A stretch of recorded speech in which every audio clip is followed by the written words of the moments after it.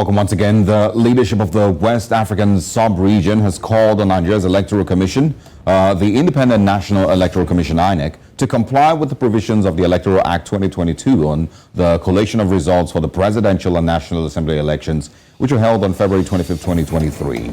Former Nigerian President Goodluck Jonathan, ex-Ghanaian President John Mahama, and other members of the West African Elders Forum election mission to Nigeria made this known in a statement in Abuja yesterday. We have joining us in the studio Kehinde Adegboyega, of course, to have a pretty short conversation on some of all of this. So let's first of all get your views on how things have turned out so far. You know, the human perspective. It doesn't seem like I'm okay to be wrong, but it doesn't seem like there's a lot of celebration, across the country. Well, it's an election. We want to assess what we did in the previous election. I don't know how well it will be. It will take a lot of time to be able to, based on a lot of benchmark. But I think we are supposed to have developed better.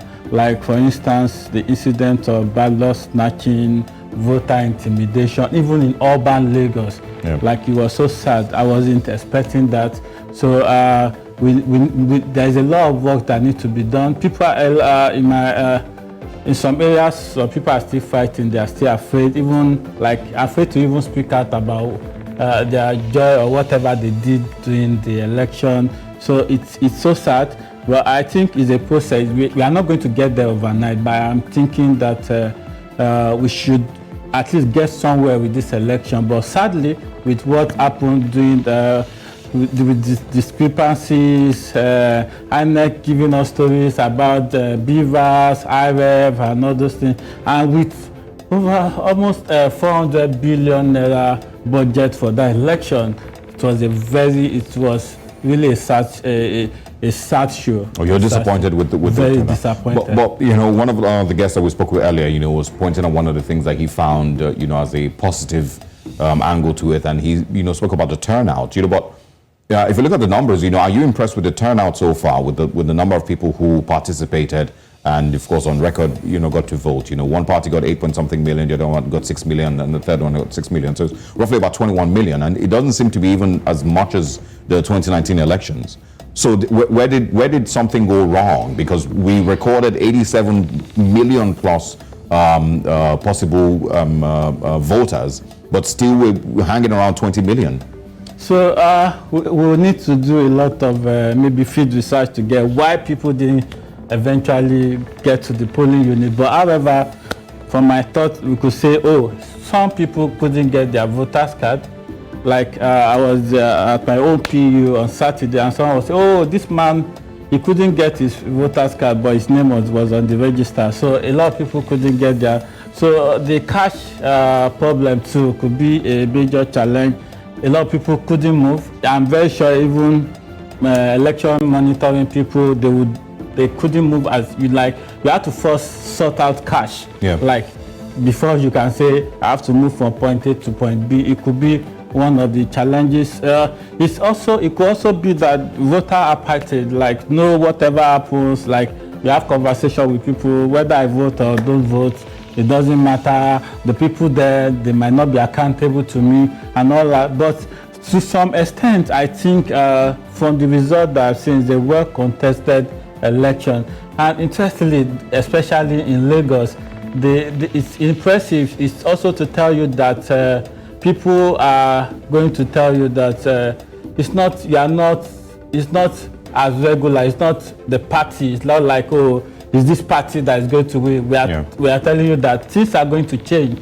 And they came out to make that statement with that vote. Even with the irregularities that we saw, you still, that means I don't want to put up the next election. Yeah. There might be also, possibility, and I think some of these things will be reviewed where if there is a proper tribunal and, proper auditing of the process, because I think that's also something that we need to look into. Who does an audit of the process, after post-election audit of the process, because there's people who, believe that a lot of numbers were manipulated, you know, and so if those numbers were left as they should have been, you know, with, you know, and exactly the way people voted, then we probably would have seen as much as, you know, 25, 30 million votes in this time. But you know, because of the changes here and there, but these are all just speculations. Like, plus that. A lot of people, you see some even conversation, because part of my work was to track reports, like, I was at the polling unit, the presiding officers are not there, they got there late,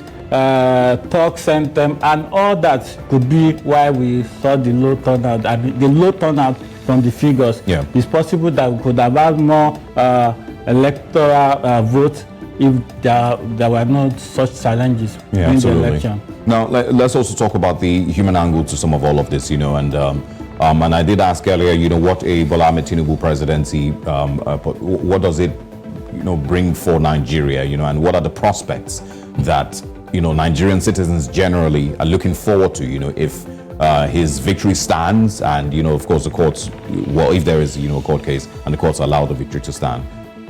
So whatever happened, eventually we have, in any election, in every contest, you have a winner. Yes. But it will not depend on the citizen to hold whoever wins accountable. So I'm very sure the ruling party, the winning party, should understand that the dynamics have changed. People are not just going to sit down and watch you not being accountable. But there is a lot of fear. There is a lot of fear. Looking at the Lagos template, accountability, open governance. Is Lagos state government accountable to the citizen? So, and that's the fear. A lot of people are saying, will they be accountable? And we also, will the budget be open? Are we going to know how much it enters our coffers and where it goes? The also fear is the Togbi, like in urban Lagos. You are afraid that you are typically afraid of the thugs than the policeman. Yeah. Like in urban Lagos. And the fear is also that with this not be replicated at the national level. So there is a lot of things and a lot of possible unfriendly policies in Lagos. So I hope so, but at the end of the day, this is the time whoever wins, whether the candidate you voted for did not win or won, the most important thing is that holding them accountable and ensure that they deliver for you what democracy. Yes. Because this is not dictatorship, it's democracy. So what are the benefits? So if there was an election, so that means there was a democracy. That means people should benefit from that. Absolutely. Kehinde Adegboyega is the Executive Director, Human Rights Journalist Network Nigeria. Thank you very much for your time this morning. Great to speak with you. And of course, we look forward to speaking with you again. Thank you very much.